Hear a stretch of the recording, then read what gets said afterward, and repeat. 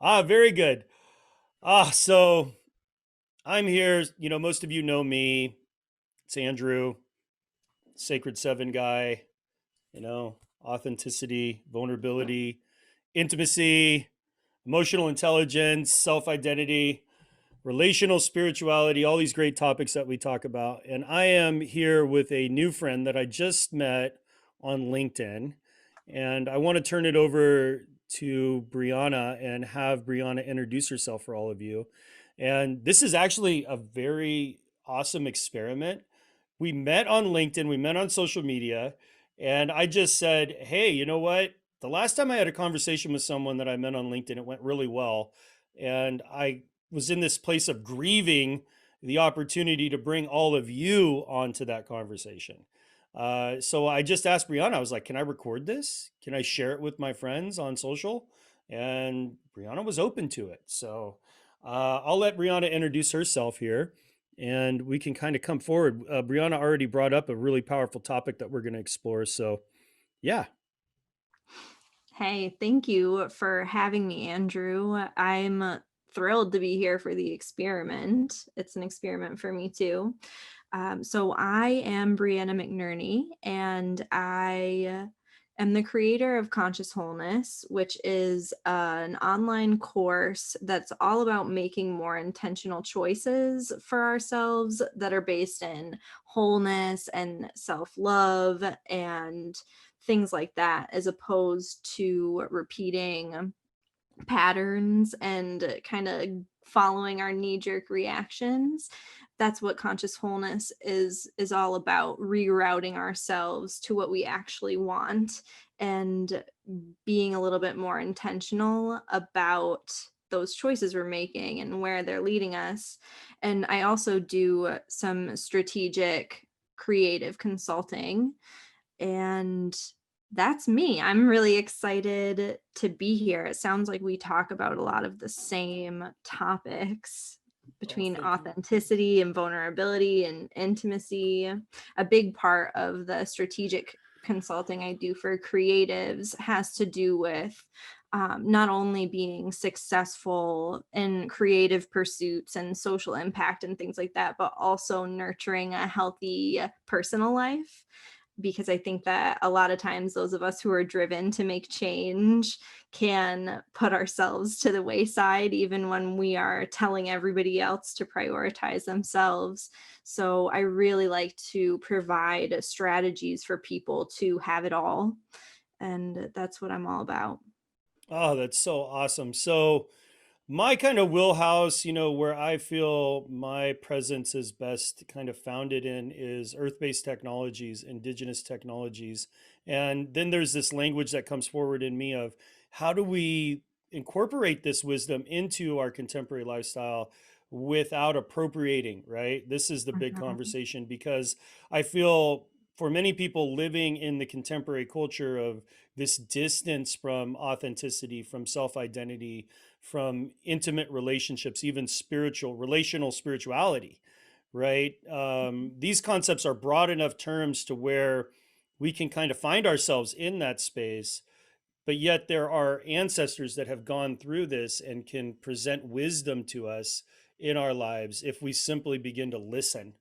Mhm. So that's where the Sacred Seven and my kind of ambition of being a drum circle facilitator. So most people know me as a drum circle facilitator, and I facilitated in 2019 with my beloved fiance Monica 587 wellness-based programs, and that Wow. was, I know, and over the course of my kind of professional career, it's been thousands of wellness-based programs and variety of clients, everything from people struggling with HIV, AIDS, LGBTQ community to evangelicals, Mhm. and just the whole contrast of social impact. Because music is that language that everybody speaks, right? And when you give somebody a drum, they just want to play, they just want to have fun. Mhm. So that was, that's pretty much what I've been doing for years. And now, I thought I want to come out with teaching people how to drum. But I remember this conversation I had with one of my Apache relatives. So my mom's side's Apache, my dad's side's European, American. And actually, we have a certain way of introducing ourselves. And I'll go ahead and introduce myself here to you. So, my name's Andrew Ecker. My mother, Kathy Lindsay. My father, Dale Ecker. My mother's mother, Elva Gallegos, Apache woman from New Mexico. My father's mother, Evelyn Beatty, Irish woman from Pennsylvania. My mother's father, Leroy Lindsay, Apache man from Arkansas. My father's father, Wayne Ecker, German Algonquin from Pennsylvania. I have a daughter, Bailey, a son, Peyton, a beautiful, beloved fiance, Monica. I was incarnated in this body in Portland, Oregon, the land of the Multnomah, although I reside here in Phoenix, Arizona, the land of the Akmal, Atum, Peepash, and Maricopa and Ende people. So that's kind of how we look at ourselves in kind of the earth-based knowledge system, as a child, right? I come to this conversation as a child and a grandchild. Mm-hmm. And for me, right, I look at you in that way. This gives me a sensitivity to listening to you, you know, that you're somebody's child, you're somebody's grandchild, and you're an earthling, right? That's like how I listen from that space, so if there's like something that happens in the conversation and there's some sensitivity that comes up, like I feel this into myself first, and then I feel it into the person I'm communicating with. And this kind of earth-based knowledge system is something that we can learn from today, especially in our political environment, right? Oh, yeah, absolutely.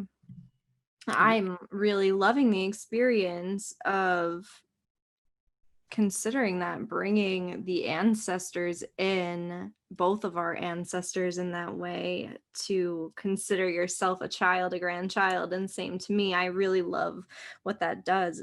It seems like it can bring a lot of vulnerability and intimacy right into the conversation at the introduction, which why waste time? Why waste time, right? And this is the earth-based system that I share in my book, The Sacred Seven. And again, it's a practice about fullness of self-identity. Mhm. It's not only saying, hi, my name's Andrew Ecker, which is honoring my father's father. And this is where the toxic masculinity first came in, right? Mm, Now I'm possession of my father's father, rather than the fullness, which is my mom's side, my grandma's, my grandpa's, all of them, that creates me. yeah. And this, for me, is a very powerful earth based knowledge system that if you brought Democrats and Republicans together and they introduce themselves in this way, what would the conversation be like? What if world leaders came together like that and they had that conversation? What would it, and you're feeling the vulnerability of being in that space right now, just me Mhm. introducing myself. And, it would be a privilege for me to hear your introduction someday. Not Yes, not to say right now, just to throw it out there, but someday possibly to hear that from you, because what this does is this, like, oh man, this is a full person here. And if you go back in time and you kind of like go back to the point when my ancestors, my Native American ancestors, first met the Europeans that came over here, and they were sitting in circle together and they eloquently introduced themselves. And then you had somebody from Europe that said, hey, I'm Colonel so and so. Like, how confrontational that would be, like, to this like embedded mindset of self mhm. identity. What would that feel like to the people that were here? Like, is this really a human? Yeah, Like, what is this in front of me? Is this a robot? Is this a job? Wait a minute. You know? totally.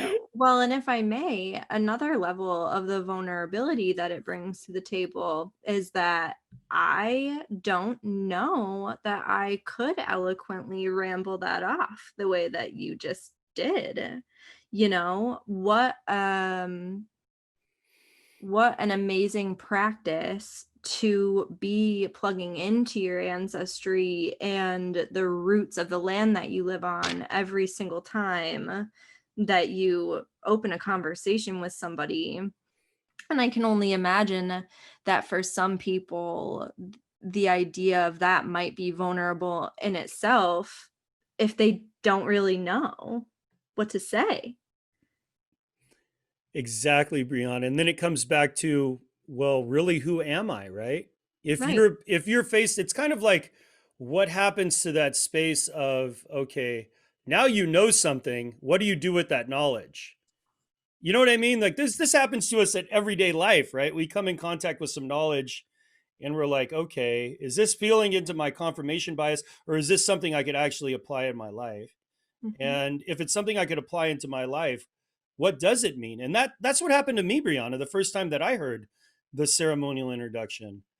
I was like, what is this? What does this mean? To be more than just, because I come from a history of addiction, and my parents were both addicted to drugs. My grandfather was an alcoholic, all of these different generational kind of things in my family, Irish, Native American, you know what I mean? Come on, there's stereotypes there. So, right, when I heard the elders introduce themselves in this way, I was like, wow. And then I also old enough to know, like, the dare program, which was drug abuse resistance education. They Yeah. came into my school when I was a little kid and told a group of elementary kids, if you have one drug addict parent, you're 50% more likely to become a drug addict. So Yeah. that was like coming to this confrontation of, I'm genetically flawed, Mm. right? Mhm. And then dissolving the confusion of the illusion of all of the stereotypes of alcoholism, drug addiction, just the whole thing, and then rest into the space of being a child. It does create vulnerability, because now, right, it's like, this is the value system of the earth here. This is what the earth is teaching you are. This is what the innate knowing of the presence of the earth is. But I've been influenced to believe I'm a doctor, I'm a lawyer, I'm a blah blah blah, Mhm. I'm a social media influencer. I'm a, just the list goes on and on. But when we come back to that place of intimacy, which is conscious development, and in your space, right, of knowing, that Mhm. whole that integration of relationships, it does give us a certain premise. And yes, I would encourage you, learn it, learn your grandmother's maiden names, Mhm. learn the lands that they were born from, learn the land that you're on. What is the indigenous, what's the indigenous lands that you're on? Who were inhabiting the lands that you live in right now prior to colonialism? What does Yeah. that feel like to recognize that? Sometimes it feels a little like, oh, that's dense, but yet it's a relationship that you have with the land, Yeah. you know? Absolutely. It's been high on my mind lately to be plugging more deeply into these roots. So I'm thrilled to be having a conversation with you about it. And I wish that my memory was better, because I have looked up this information multiple times of what land am I on? Who did this belong to before white people came here? And I don't want to misspeak, so I guess I won't start making guesses, even though it's not a guess. I have looked into this information before, and I'm embarrassed. My cheeks are feeling Oh, you know what? red. Like, here's the thing, like, that feeling of density, right? It's a Mhm. good illustration of the way the contemporary culture is, because Mhm. you're an educated person. You've done a lot of education in your life, but yet, why is it that our children aren't growing up with this knowledge? Why is it not woven into us? Why is Right. it not the fabric of the air that we breathe? For me, right, it comes back to the confusion of the illusion that, the system we're in. I mean, look at I had a friend that posted on Facebook, and he's like, uneducated people vote for so and so, and I just think to myself, like, it's not that certain groups are uneducated and certain groups aren't. It's that the education is associated with a particular form of education. Rural people are going to be educated in a different way than people that are in the cities, Right. and the validity of that education system is important to acknowledge. It's important for us to acknowledge that there is education in both places. It's just, how do we integrate the two? Right. And if anything comes out of this, I mean, we're here on election day, so it's obviously in the forefront of our experience. If Mhm. anything comes out of this conversation, is, let's start with self integration. Mhm. Let's start with consciousness, conscious integration, learning the lands of the ancestors, learning the lands of your ancestors, and learning the land of the people that you're living on. This is an important part of the conversation that, really, for me, like, if we're going forward into a place of real integration, we can keep this in our mind, like, okay, whose responsibility was it to teach you that? Really, ultimately, your grandma, your grandpa, your mom, your dad. It's not just you that's responsible for that, but yet you, as a person that maybe one day will have a family, or also hold space of influence in the community, right? This Mhm. is an opportunity for you to begin to metabolize, digest, and to look at, okay, I'm making a difference right now. I'm creating culture. Absolutely. Well, and it takes a super conscious effort to integrate this information, as you say, because a lot of the education system in this country, it was actually designed to keep us away from this information in some instances. So to welcome the truth of that into our awareness takes very intentional effort and repetition to really help it sink in, because everything we're taught from the time we're a child, I shouldn't speak for everyone, but for me as a white person who grew up in, Massachusetts and here in upstate rural New York, the education that I was getting, it wasn't favorable to people who didn't look like me. It wasn't a complete sense of the history of this country, and that was very intentional. So we have to be very intentional about bringing it back to a more balanced, inclusive way of learning. And something that is really present as a question for you right now is I would love to talk about appropriation. So if I say wanted to practice a ceremonial introduction and really become fluent at introducing myself that way when I'm like teaching a class or something like that, at what point does that become appropriation? Because my first question was like, oh my gosh, that sounds like a lovely way to introduce oneself. But do I have a right to introduce myself that way? Huge, right? This is such a powerful conversation. I get the goosebumps actually. And for me, the authenticity that would flow from that space is about you recognizing the land in which you were born, the land in which you live. That Mhm, in itself is like the idea of really cultural honoring. Like, and this is something that isn't really a part of the zeitgeist, right?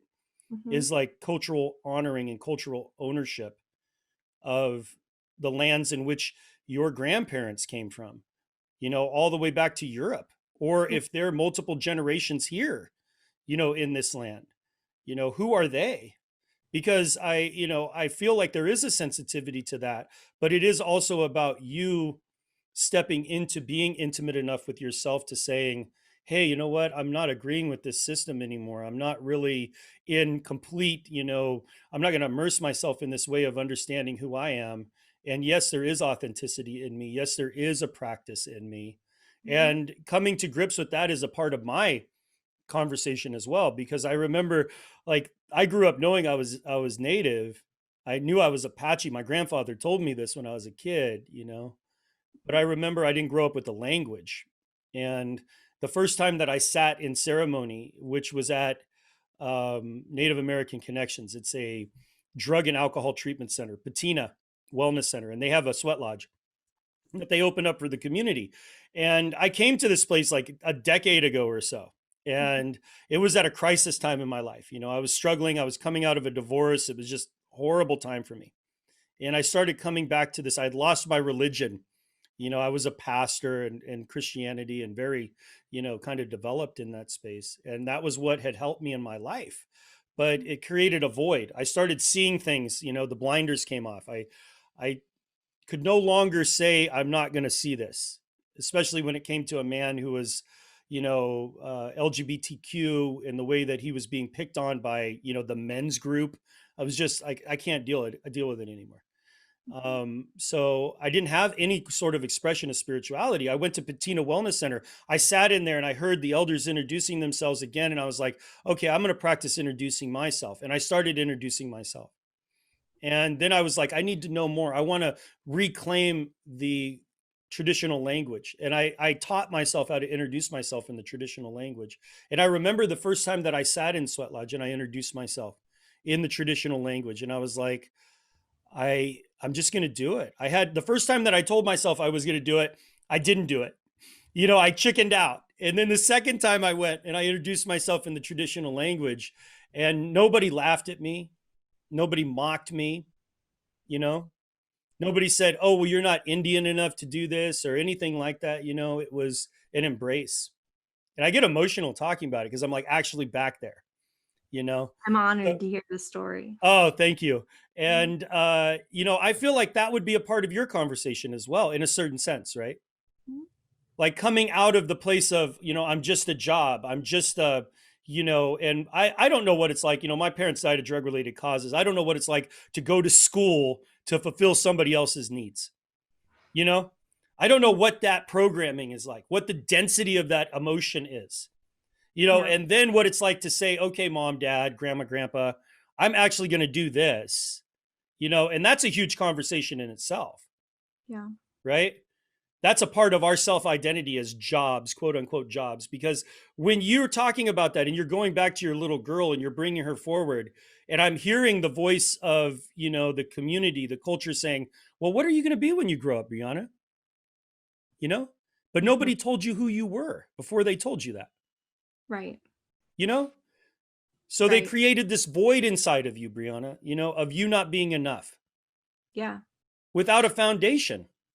Without a foundation. I love that way of saying it, and it's a thread that I'm seeing here in our conversation is our connections with our bodies are such a foundation. They're a foundational part of who we are, and they are our connection with the earth. From what I believe, our bodies are part of the earth.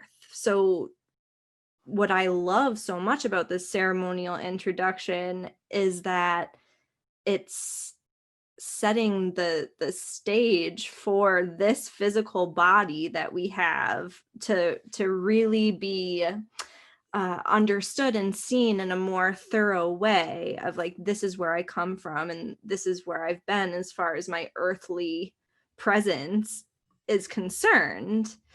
And I'm all about ways to bring body connection into the picture. That's one of the three main pillars. I don't really call them pillars, but the one of the main elements that I teach in conscious wholeness is body connection.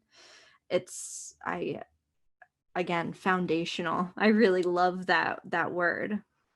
Well, you know what's so beautiful about that is there's this conversation in our contemporary culture about anxiety, right? And Mhm. people have so much energy flowing through them, and we begin to create density around that energy. So when we come back to the body and we first establish what I like to call a metaphysical or an energetic architecture, even a spiritual architecture of that body.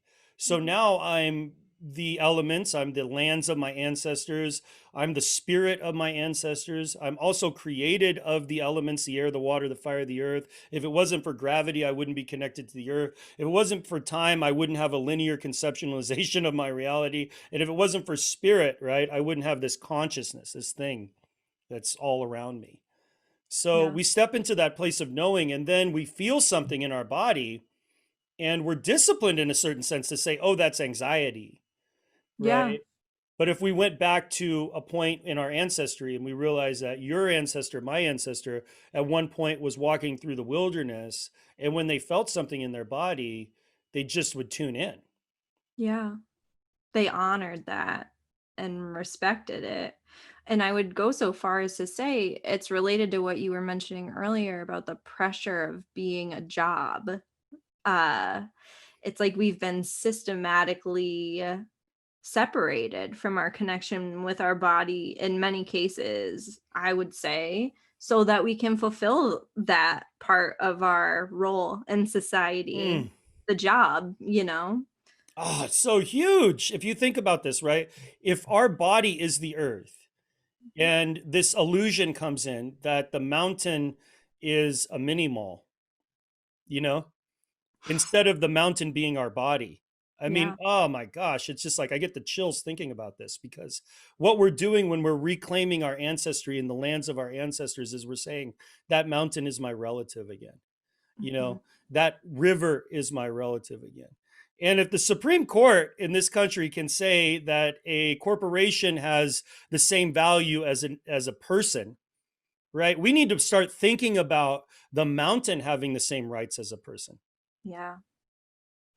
Have So you seen these initiatives where there are lawyers working on things like that, getting bodies of water to have the same rights as a person and things like that? I love this idea. I couldn't agree with you more. oh, it's huge. And for me, the Sacred Seven, right, is a part of that conversation because when we come into the field of thinking about, okay, oh, Native Americans died for their land, like this is like a part, I think we kind of grow up knowing that, at least people that grow up with the story and the heritage of being Native. Yet when you start really understanding what that means, this is where the connection to actually, I am the air, the water, the fire, the earth. I am the mountain, right? And this, I remember being in a sweat lodge one time, and the relatives that were in the sweat lodge, he looked over at me and he said, I can take you to where my umbilical cord is buried. Wow.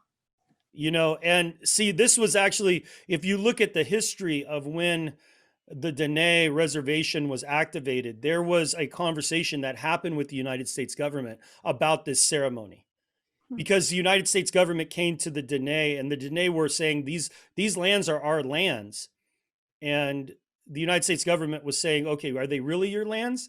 And then the elders said, no, my grandmother's umbilical cord is buried there.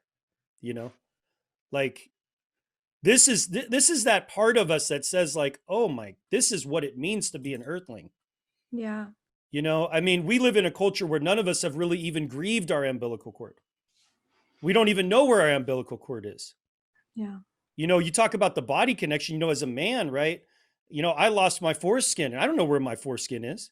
I don't know Yeah. where it's buried. I don't know if it was flushed down the toilet or, and these things where a lot of people are like, oh my God, what is he talking about? No, But I'm sorry about that. but just think about it though. Think Yeah. about like the reality of where is your umbilical cord?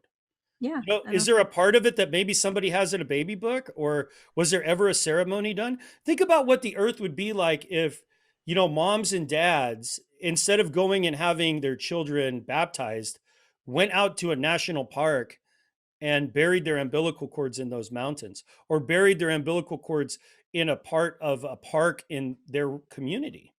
Yeah.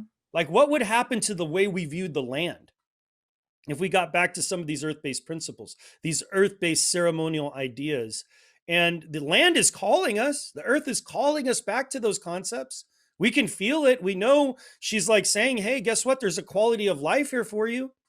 Mhm. There's a deeper sensation of feeling again, Mhm. and our relatives that are out there that are struggling with anxiety, that are struggling with depression. This for me is the gravitational field of the density of disconnect. Like, we have literally created a density of being disconnected from one another. We've said, oh, empathy is a struggle, it's a sickness. Mhm. We start to paralyze those neural pathways. We start to tell ourselves we're less than what we are, Mhm. and we dumb down the experience of being an earthling. Yeah. And we really fear the power that comes with that, the sheer volume of feeling that can come with that. It's like everything that we want and everything that we're absolutely terrified of, all wrapped up into one. I couldn't say it better. It's so true. Yeah. Really true. Wow. What a great conversation. I'm so happy I hit the record button. I know, me too. Total Well, and I have experiment. so many questions that I'm trying to pick out which one, because I think the anxiety conversation is hugely present right now in the way that we're, especially here in America, that we're communicating with each other and interacting with the world and each other. The fear is palpable.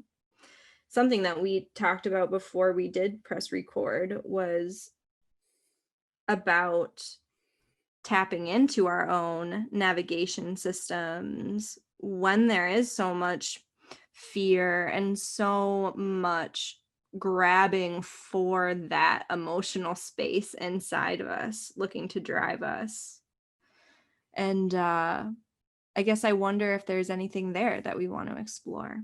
Well, I would love to hear what are some of the practices that you bring, Mhm. about that body connection, about, what are some of the disciplines that are inside of your course that help people learn to tune in again. And you're exactly right. The density of human suffering it's at an all-time high, the highest level of suicide ever recorded in history, highest Yeah. level of drug overdose ever recorded in history. The political climate is, crazy. If you can Borderline intolerable. Oh yeah, if you counted the people that are in, we have the highest number of people in prison than any nation in the world. But if you counted the number of people that are in psychiatric lockdown, that are in memory care, that are in a place of incarceration, I mean, have we really created a functional community? Do we know how to deal with, how to even live in relationship with people that are dealing with autism? Are these going to be the next extension of institutionalized Americans? Because Yeah, we're doing a really poor job of creating integrated community. I It's a agree. massive thing that's going on right now, right? I mean, you look in any direction and there's a hole in the boat, basically. Oh, yeah. So, what is it that you practice and what is it that you teach in your coaching? Yeah. When someone looks at like the environmental blah blah blah or the military blah blah blah and they start to feel that and they're like, "Oh my god, what do I do, Brianna?" You know? Well, the first place that I always tend to start with people is acceptance. That is the first class I ever taught inside of Conscious Wholeness, and it's extremely helpful in the sense that acceptance, I find, has a natural way of melting resistance, which I think is similar to that density that you're talking about. Like this, it's almost like a wall that we put around our soft and vulnerable parts that we don't want, or whatever parts we don't want people to see. Hmm. Have this huge wall around that. And for a lot of people, when it comes to anxiety, especially, I have worked with a lot of people with anxiety, and there's this element of I don't have a good reason for feeling this way. Like I should be better able to deal with this. And there's something wrong with me that I feel this way, that I have these thoughts, that I do XYZ, whatever. And I really teach radical acceptance. Like the first step is saying, I accept all parts of myself. If this is showing up, then I'm willing to see it. I'm willing to look at it and feel the full range of what that brings. And especially when it comes to anxiety, like accepting anxiety for me really looks like I have a good reason for feeling anxious. It's I've had so many people come to me with anxiety and say, I don't have a good reason for feeling this way. Like I have a great life. There's no reason I should be feeling this way. What is wrong with me? And the Oh, first just, thing, right there, I just want to really bring that out for the people who are listening. Okay, so when did what's wrong with me come into our conversation, right? And when did we start to first think this? Like, this is worth exploring because yeah, for me, right, it goes back to, Mommy, I hurt my finger. What's wrong with you? yeah, there are so many ways. It's like a shame as a mechanism to fit us into the boxes and help us keep grinding the wheels of capitalism and whatnot. We could go on a long For rant with that sure. one, but we talked about the jobs, right? Like the way we systematically separate ourselves from our body's responses so that we can function in our society. Like it's not natural to work 40, 50, 60, 70 hours a week. It's not normal to put off bathroom breaks and food breaks and to, do things that make us really physically, emotionally, spiritually unhappy just so that we can make money, so that we can be a functioning member of society. Um, it, it doesn't feel good for anyone, as far as I can tell. And we have this big ruse that we want to pretend like it feels great, because that's what makes us a good functioning member of society. Like, I can squash all of the things that don't fit in and still appear happy on the outside. It's like that's what we use as our gauge for being successful in this society. And I tend to find that more of that genuine happiness comes from being willing to embody and embrace these things. Like, they're really, there are certainly there's a lot of weird things that happens with humans. Like, humans are weird, bodies are weird, we are weird and very, like, the full rainbow. Like, there's nothing that it's incredible the amount of diversity that exists on our planet. And there's, like, if it is present, it should be acceptable and normal. And it takes so much more energy to resist that than just to go with it. So true. And the fortification of the density, right? So the Mm-hmm. resistance comes in. And if we think about this inside of our language, like, I'm not feeling that way. As soon as you say I'm not, what you've done is you've created this resistance. You've created this vehicle of density. And that Yeah. vehicle of density gets more expanded, and more fortified and more fortified. I'm not feeling this. I'm not feeling this. I'm not feeling this, until that energy is so dense that now it's a gravity. It's a gravity within our field. And when we get caught into it, that's when these eruptions of emotion happen. Yeah. So and then, if what came forward for me as you were talking is, also that conversation of density of energy, density of emotion, but then also the two worlds conversation, that we see people living in. Um, I can't be myself at work. I can't be myself with my family, but here at the club, I can be myself, and, or here at this festival, I can be myself, or I'm going to be myself at Burning Man, or I'm going to be myself at, X, Y. I mean, just, it's like we've created such a dysfunctional world that we have to exit that world Yeah. in order to feel. Like, literally, this is the conversation people are having. Yeah. Like, and they say two worlds. Like, I have my festival world, or I have my concert world, or I have my club world, and then I have this other world. Like, when did this become like, you know, Yeah. how is this acceptable, people? Like, how is this acceptable? And it doesn't set us up for authenticity, which I know is one thing we really wanted to talk about. And for me, the path to true authenticity is in this acceptance of just every single part of myself.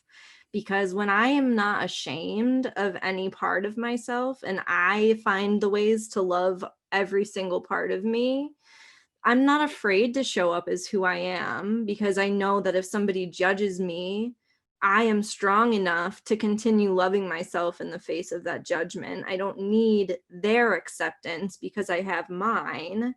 And since I am seeing and loving and embracing all of those parts of myself, I can see and love and embrace the parts of the people that I'm talking to as well that would be way more intolerable if I weren't accepting those parts of me. And I think we're seeing that a lot in politics today, wide the really big conversation. And I mean, oh my gosh, as we see the results of the election coming in, it's like 50-50. We've got 50% red, 50% blue.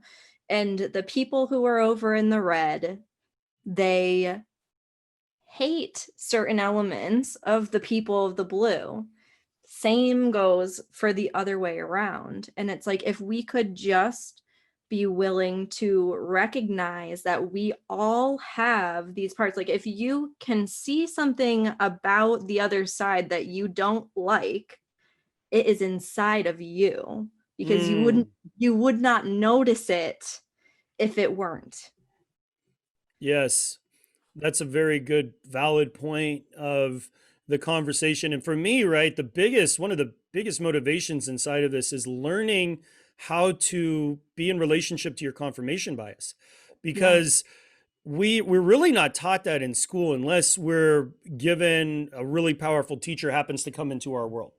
Yeah. And, many of us really don't understand the process of human development and how confirmation bias is a survival skill.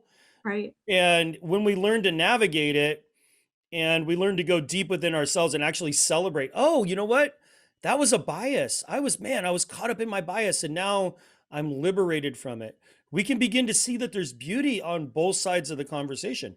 I Mhm. mean, each and every aspect of individuals, it's people, it's not parties, they're people. It's Right. not, laws, it's people writing something down. It's not a bill, it's a person.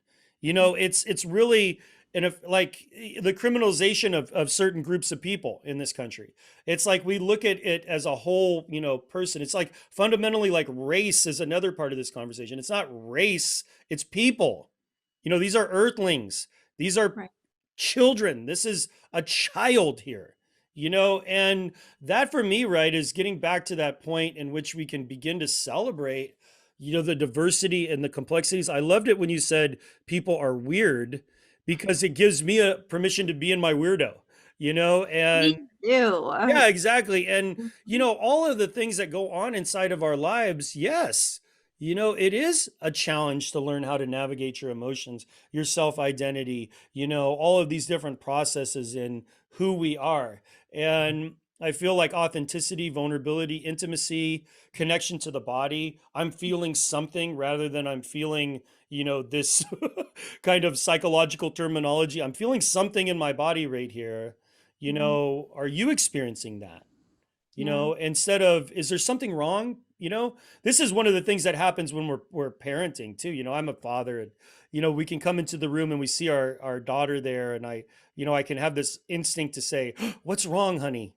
you Mhm. know, rather than owning my own shit and saying, you know, babe, I'm feeling something in my stomach right here. I'm feeling this thing above my navel, and I'm just wondering, I have this need to understand it. Are you feeling something there? Yeah. And then, oh yeah, dad, I'm feeling something right above my navel, like, and then, well, what's going on with that? Can we both explore that? Can we Yeah. go into that space? And when we have that sort of dialogue, and we get connected to our bodies, and we're both connected to our bodies. Now, guess what's happens to the empathic nature inside of us? Now we have integrated relationship, and that integration is a place of power. Yeah. Anytime that you have separation, there's no power, but integration brings us back to power. So the Mhm. place of agreement is a place of power, and agreeing to feel is like the beginning, right? We're beginning to feel something, and that's just beautiful. It's just such a reminder for me, because you know, when I talk about these things, it's like, oh, I have this relationship, and am I implementing that? I'm reminded of a conversation that I had with Monica, my fiance, and I'm like, okay, you know what? I need to get back to integration again. Need to get back to connecting with her again, Mhm. because there's been a little bit of distance, maybe in a conversation. And, we are integrated, but I'm the one that needs to practice it, because it's my responsibility to fulfill the power of me being me. I Yeah. feel better when I'm doing that. It's not even about her. It's like I feel better. So powerful stuff. So I wanted to get into too, like, I'm a new course creator. And Okay. really, one of the reasons that I wanted to have this conversation with you is I looked up your stuff, and I'm like, oh, wow, this is a nice course. How did you and where did you start to put your course? What were some of the things that you could share with me as a new course creator? I'm actually in the process of recording Udemy right now, like literally before I was on the call with you, I was like recording my Udemy, Cool. course. Yeah. Congratulations. Thank That's you. exciting. Um, so it's been kind of a winding road, I suppose. Do you want the long story or the short? Well, just whatever comes to you, whatever comes forward for you. Yeah, so I guess I'll start at the beginning, which is my work in healthcare. So before I left before I started my own business, I was a mental health case manager for years, both in Boston and in Rochester, New York. And I had I had been very passionate about helping people and practicing psychology for, I mean, my whole life. It's just kind of who I am. It's what I love to think about. And I grew very tired working in the healthcare system because I noticed that it's not really set up to help people thrive. Mm-hmm. And I'm in the business of helping people thrive. And I really, really, really am in the business of helping people thrive quickly. It's just part of what I love to do. It's not for everyone, but it's for me. And I did not feel like I was able to bring that to the table in healthcare because of all kinds of reasons, all kinds of reasons. But one of the big things is that it's a money-making system. So if you think about a business, you want your customers to keep coming back Mm. and you want them to connect in as many ways as possible. And I think it's really great. Like I think there are so many amazing things about modern medicine. I never want to come across as somebody who is against traditional healthcare, because I think there are so many blessings that have come along with having the medical knowledge that we do and the psychiatric knowledge that we do. I think that it's important. I just felt like I wanted to bring more body awareness in. I wanted to bring more energetic awareness in. I wanted to tell people how to direct their thoughts. Like I saw all of this power that we have, right? When we reconnect with our bodies, when we use our thoughts really intentionally. And it wasn't really my place in the role that I was in to really ferociously bring it forward as I wanted to. I, of course, had some amazing engaged clients who wanted that from me, which helped me grow. But I really just craved being able to bring this fullness to the table. So I was like, you know what? I'm going to leave healthcare. I'm going to create something new. I had this huge ambition that I wanted to create another option for people Change to, the world. of course, Yeah. this always. So I roll my eyes and I just like No, it's laugh at perfect. I myself. love it. I love it because you know what? It's a motivation we all should have. Like it's empowering. I've always been a very driven individual, and I just had no doubts in my mind. I was like, I can create a whole new mental health care system. It's going to be beautiful. And of course, it is much harder than that to start something so, like, to really bring a big idea like that to life. I didn't super know what I was doing when I left healthcare. Like, it's a Hmm. totally different, you're leaving the box, you're leaving the grind of that system. And it's like I kind of have felt like I'm on the fringe of society, because like I'm not participating as much in those systems anymore. Mm.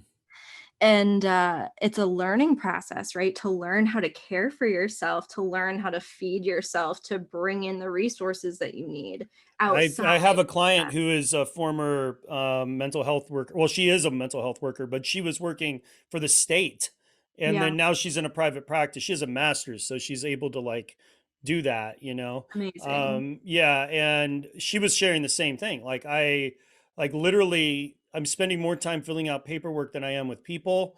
Right. I'm unable to talk to them. I want to bring my drum in. I want to drum with them. I want to share with them. My boss is telling me no, stick to the meds, stick to the, the script here. This is your script. This is what you do, perform.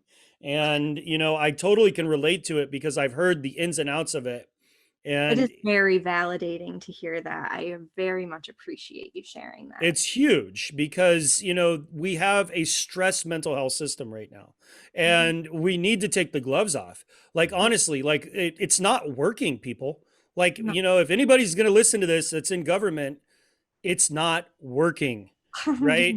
Let the caseworkers get out there and share their heart. Let them share their passion. Screw the, dot the I's, cross the T's. There's a lot of people that can do that. Why don't we just record the sessions and you can go listen to it, Yeah. see and ask, do a patient survey at the end. Is this helping you? Oh my Why, goodness. why Yeah. isn't there a quality of life metric in mental health? Hey, does Isn't this, that the metric? It right? should Does this be feel the good to you, metric. patient? Are Right. you feeling better now at the end of this session? You That know, should be right, but that's not the way that at it goes all. down. And a lot of people don't realize that haven't worked in healthcare that like doctors aren't trained in things like nutrition and body awareness. They're, doctors, and even if they are, even if say you have a doctor who has been trained in yoga or like, whatever the heck may be, energy healing, whatever they want to bring into it, they usually have contracts in place, supervisors in place that restrict them from sharing that information. Oh And yeah, it's big. It's a big conversation, and the reality is that me and Monica would go into psychiatric, behavioral places, mhm, and when we would come in with the drum, and they would see the people go from this to like drumming and singing and having a conversation, sometimes literally coming out of their coma, they were confronted with the idea that, hey, these ancient technologies work, yeah, and can this be incorporated into your solution? So I totally get where you're coming, and there is an exodus that's going on with yeah, healthcare workers. There are health workers that are exhausted right now. The COVID is another prime example. And, were we at a crisis point before the pandemic? Yes. Are we at an extent? Who knows what we can call it now? It's beyond calling it crisis in yeah, mental health. So I feel like you coming out of that and coming up with a system that's holistic mhm, with the foundation of, holy shit, what I'm doing is not working at all, yeah, and I'm not feeling good about it, let mhm. alone my client feeling good about it. Thank you for having the courage, to come out of that. I And, appreciate yeah, and to take, I'm sure you have a lot of time invested in your education. that. Mhm, I'm sure that, there's family pressure, there's, probably all kinds of friends and pressure and everything else to pursue like a solution to what's going on.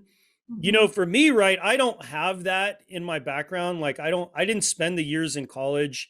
I didn't have like, okay, this piece of paper that cost me tens of thousands of dollars to have mhm. to look at every day and think, this is, it isn't fulfilling me. It isn't Yeah, help, I'm not even helping the people I'm serving. yeah, Right. I know that I need to be of help. I need to get out there. I need to educate people. I can see the missing points in their lives. I don't have that in my life. But I can empathize with it.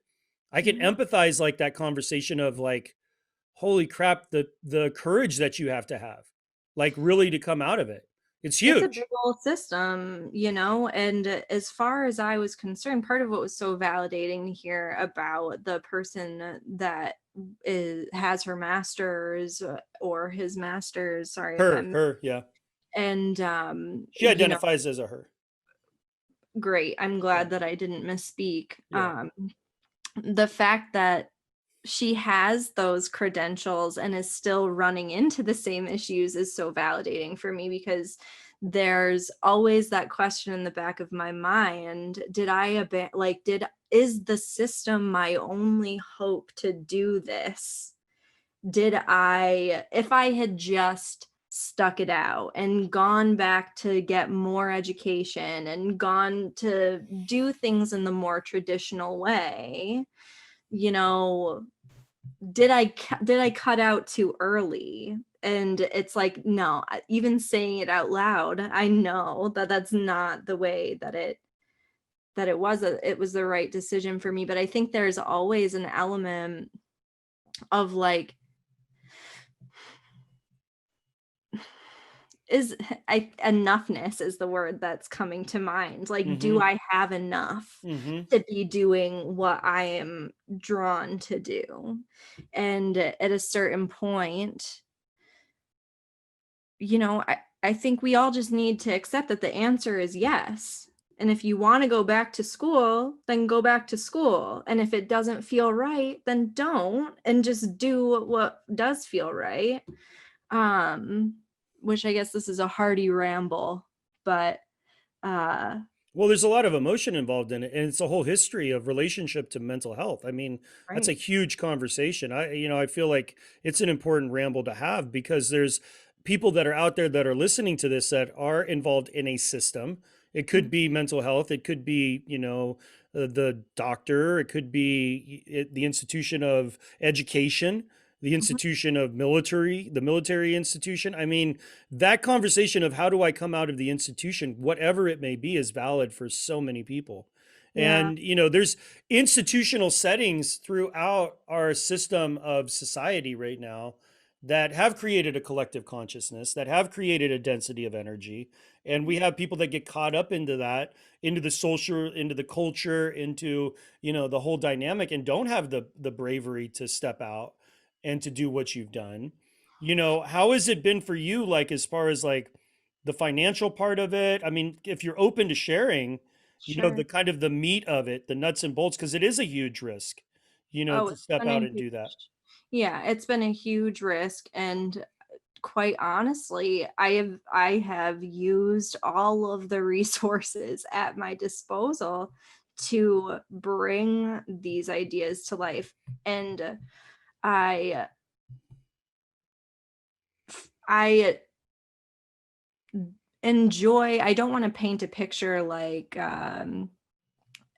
pursuing money is a bad thing, because I think that we all deserve to be resourced, and the more resourced we are, the more good we're going to be able to do for the Hmm. people around us. And one of the blessings that's really come to me out of, I've been doing this for 5 years now outside of the healthcare system. And I think 2020 has been a rough year for many people. And even though conscious wholeness is something that everybody really needs right now, it can feel very overwhelming to think of even one more, especially one more emotional thing to put on top of all of that. So it has absolutely been a challenging road. I'm not out of the challenging part of building this yet, but what I will say is that I've learned so clearly that money isn't the goal. Like, it is a great resource and it comes along with it. And true power and willingness to take those risks and follow what feels right and be happy and whole regardless of what circumstances are going on around me is a much greater gift. Like, I need to be able to feel powerful and feel whole and feel good enough, even in the absence of physical resources. Hmm. Um, which has been a really amazing lesson for me to learn. And I'll also say that part of where I am on my path right now and wanting to build conscious wholeness. So I didn't really finish my story about the course, and like this, it's been a real journey to realize that I was actually creating all along exactly what I left the healthcare industry to create. Because it started as more of a group course that was like meant to be a one-time thing, and I had, a handful of people in the group, and that was just what it was.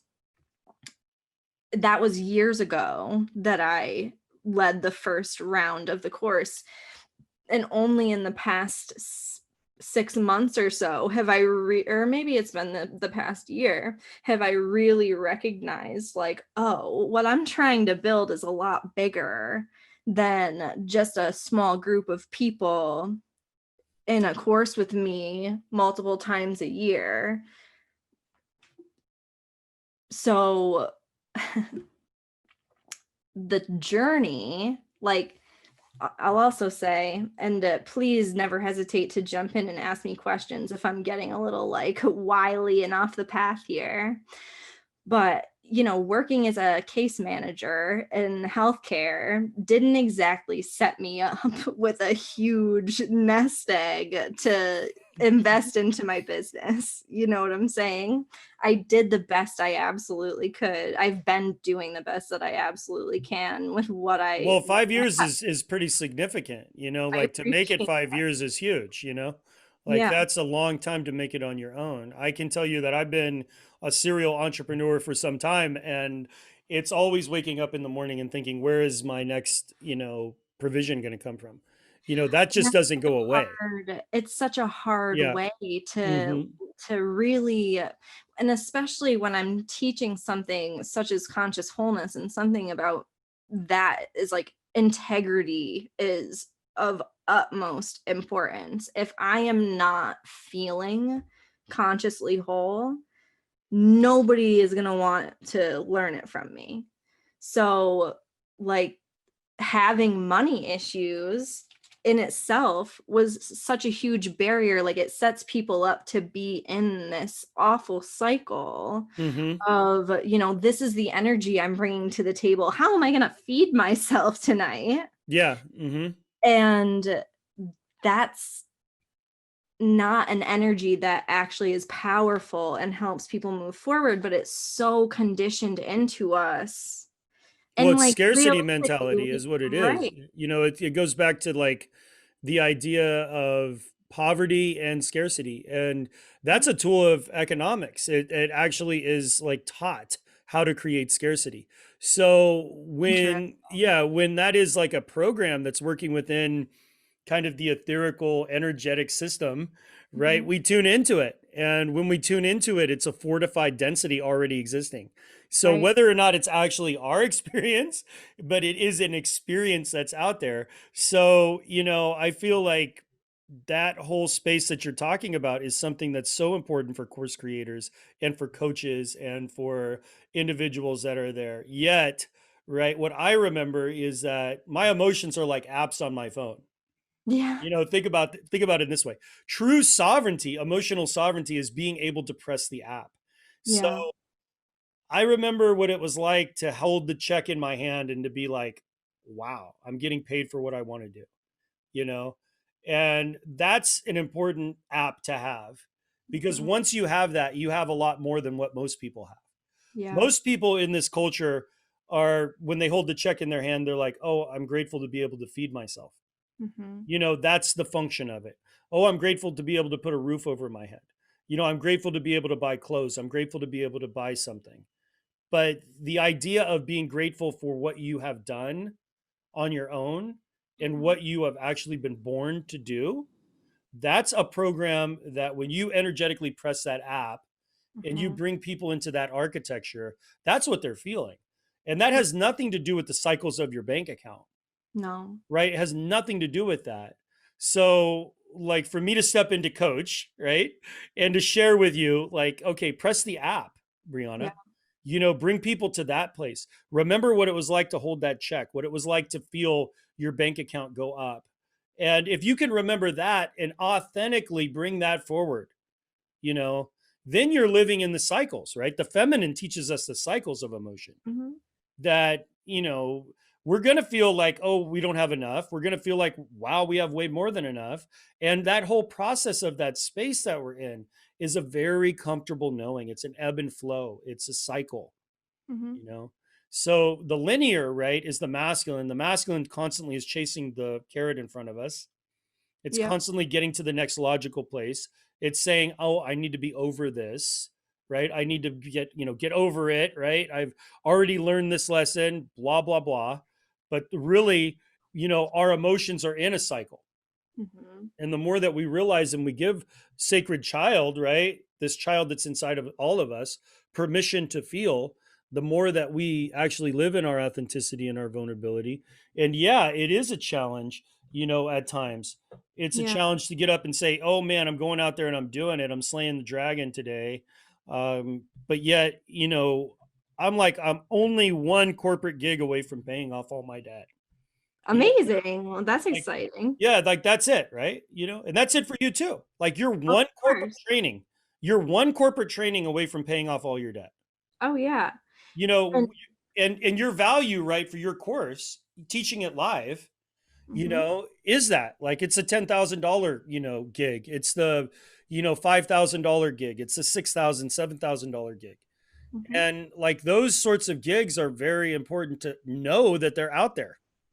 Oh, yeah. Well, and gigs and so many opportunities that we have to bring resources into us. But when we're tapped into a scarcity vibe, we repel those opportunities away. And I love what you said about having the emotions like an app. And I guess if you don't mind, I'll expand on this a little bit, For the sure. emotional element, because that is a huge part of what let me know that I needed to leave healthcare, was that it has always been a very deep knowing in me that emotions impact our physical well-being. Mm, It's just kind of something that felt right to me, that when I learned that people didn't get that, I was like, "Oh, really?" And I expected, when I went into mental health care, I was so excited. I was like, "Oh my god, I'm gonna be around all of these people who get it, who like really are there and they want to help people feel happy and good." And when they wouldn't talk to me about emotions, and emotions weren't part of the everyday conversation when it came to our clients, I was like, wait, how? What? Like, how is this not being talked about more often? And I'm not just talking about like once in a while sitting in your therapist's office, or processing through the emotions that you're having with them. It's like, no, doctors should be talking about what impact emotions have on your physical body. And we, as case managers, I saw such a huge opportunity for us, going into homes and seeing there are so many ways that like you could have the best doctor who is aware of all of these things, you could have the best therapist, the best provider team in the world, and if you don't have the emotional skills to stay on track with that plan, huge. Yeah. and you will fail. Hmm. It won't work. You'll keep going in a cycle that you don't want to be in. So I just knew that this emotional stability, this like emotional well-being, being in that cycle, as you said, being in the flow of one's emotional experience, it's just like a deep knowing for me that that's such a critical piece of being successful with pretty much anything, because emotion guides so much of what we do and determines so much of our physical experience. It's like anybody listening to this can tell you the difference. What's it like to have a happy day versus a sad day? Well, I think And that it's like currency. You know what I mean? It's like the yeah. currency for those of us that have reached that place of evolution in a certain sense, right? It becomes much more valuable to us to have transparency, to have authenticity and vulnerability and intimate integrated relationships Mhm. than any sort of monetary blah, blah, blah.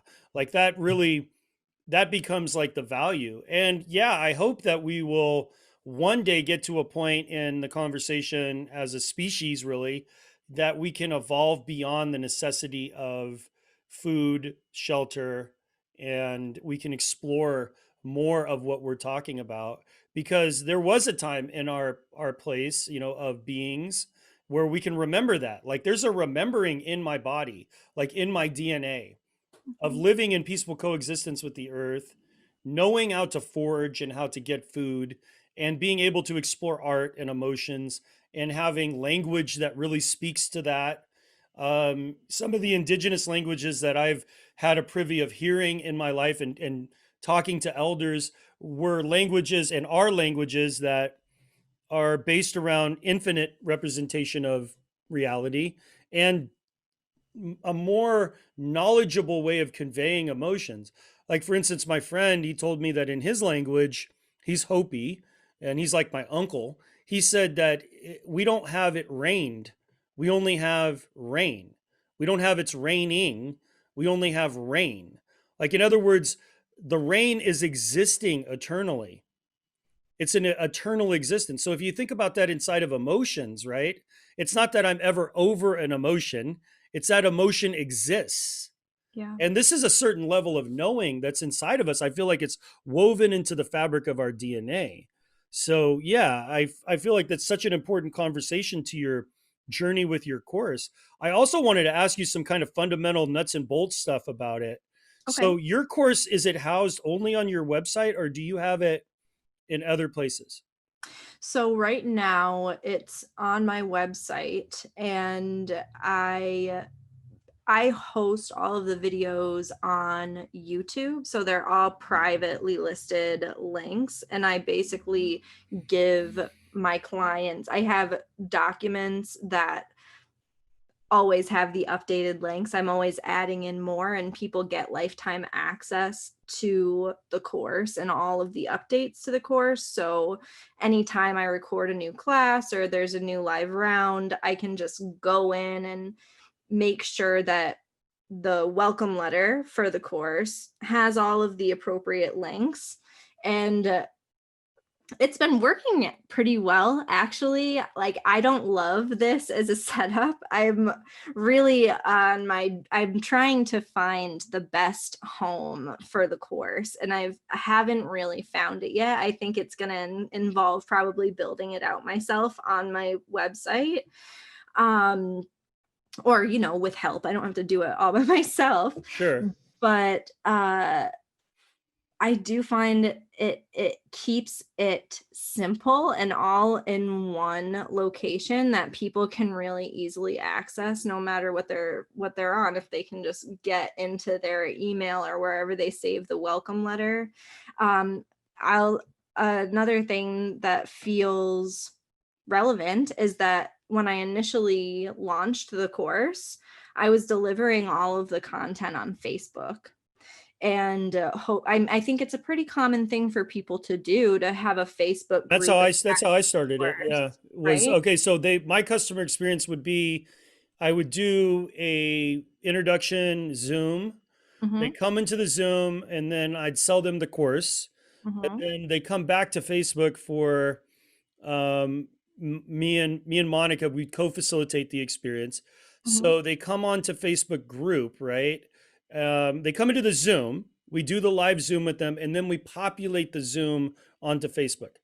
Yeah. So now they have a reference point inside of their personal Facebook group that they can get the video. So the video is housed from the group on Facebook. And then Yeah. we set our challenges inside of Facebook as well.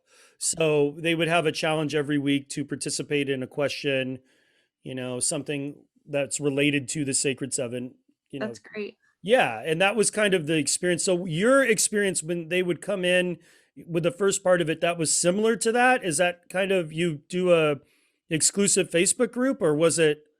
So I've actually closed the Facebook group. And for me and my clients, I was finding that the bringing them to Facebook was the least favorite part of their user experience. So it wasn't copacetic with what I was trying to teach. I found that when my clients are going through the content, they naturally wanted to spend less time on Facebook. So it became a barrier that they had to come to Facebook to digest the content. I think that's so valid. I think that's really valid. And And you're it's also not building for Facebook. everyone, Yeah, you're building Facebook too, in a certain sense, right? like Facebook needs building, like Facebook does not need building. Like, us that are out here in the world swimming on our own, we need to spend as much time with our development and our people as possible. That Yeah. is a really great, valid point. I'm really learning something from that. And I think that that's why, the 5 Facebook groups that I have right now have nobody. They're like ghost towns, Oh my gosh. basically. Yeah. Social media is really quieting down, and it's because it's exhausting, and I just didn't feel right about asking my clients to, oh my gosh, that's so great that you're spending less time on social media. I couldn't agree with you more, but can you please just come here, wade through all the baloney to find your way to my course? It just didn't feel right.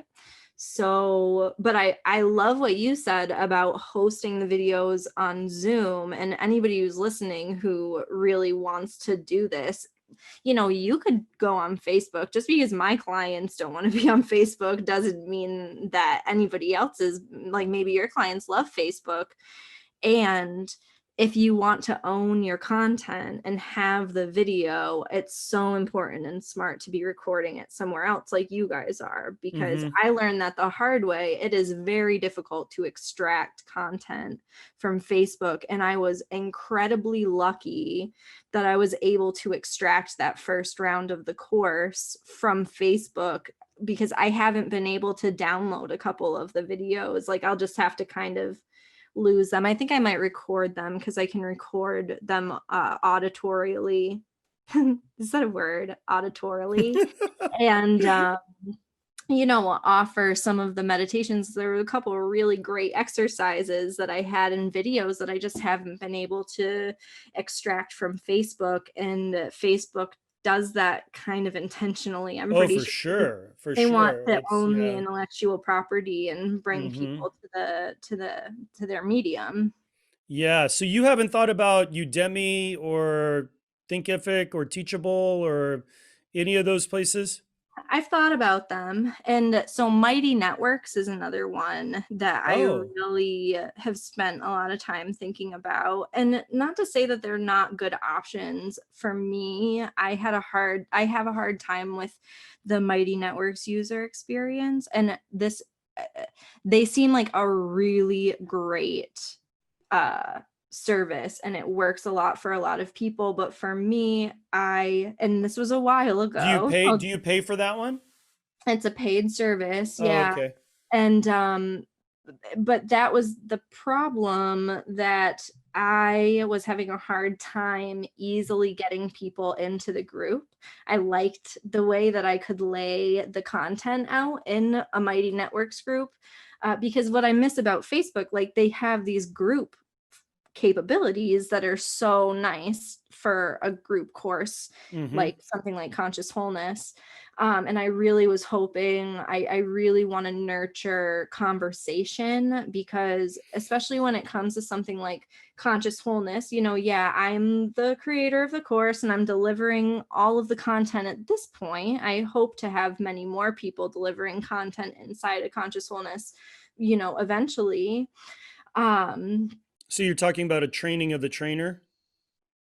Yeah, a training of the trainer, or I haven't exactly worked out how it's going to work yet, but I'm interested a lot. I've noticed that a lot of people who come to Conscious Wholeness, they have this desire to help other people as well. And the steps that I outline are kind of a universal experience that people have. I've had clients explain it to me that way, that they feel like they have this language that they can use to kind of break down and understand and communicate with anybody about the life experiences that they're having in a way that's like very deeply resonant.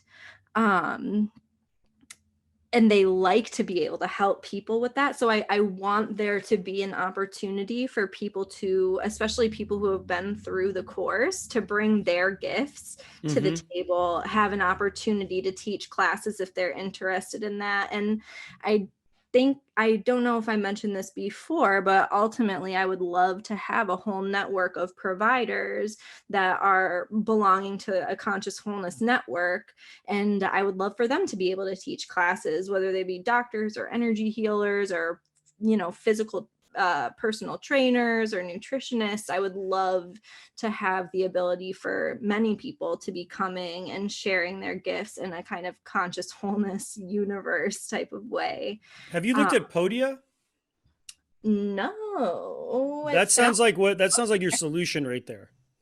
Like okay. that's a SaaS that I feel like you could get into, you know. I love it. I trust you, and I'm gonna check it out. Yeah, it's a good one because it has a membership, it has your funnel, your landing page, it has your email list, and you can house your course there, all for like it's super cheap. It's like 19 bucks a month or something. Nice. I mean, it's really cheap. But I also feel that Udemy would be good for you as well because Udemy you don't pay for. You Yeah. put it on there and they sell it. They have 10 million students, Mm. but they're the ones that govern like the price. So, and they have sales. But to give you a heads up, like Black Friday is the number one day for course sales throughout the whole Interesting. world. So it's even more than Cyber Monday, believe it or Huh. not. But you know, get on the hustle and get your stuff up there. That's what I I'm love doing that. right now. Yeah, I've been thinking about doing a little bit of like a free challenge type of a deal, or, a few days where I go lightly into the topics of conscious wholeness, and maybe November is the time to make it happen. I mean, people can use as much support as they can get right now, I think, either way. So for sure. Well, it's so good talking to you, and I think that we spent about an hour together, so I don't want to keep us both here forever. Is I there a really way that like yeah, the can you send me an email or a message on LinkedIn where I can put your stuff into this? And Yeah, I'll also send it to you on YouTube and my oh gosh, my podcast yeah, channels. I So would in love the, that. so good, Brianna. Thank you so much for connecting with me. And, you know, I feel like we chopped it up on some really powerful topics that are going to, you know, help both of our audiences. And it was just a really great thing to connect with you. So thank you. Yeah, thank you so much. I hope that it's helpful for at least one person. That'll make it worth it. It was helpful for me though, so I guess there we go. Me too. You know, Great. it's awesome. So thank you. And maybe we can connect again. That would be great. I would really love that. All right. You have a great day and look forward to connecting with you again. Thank you. Sounds good. Blessings. Take care. Bye now. Bye.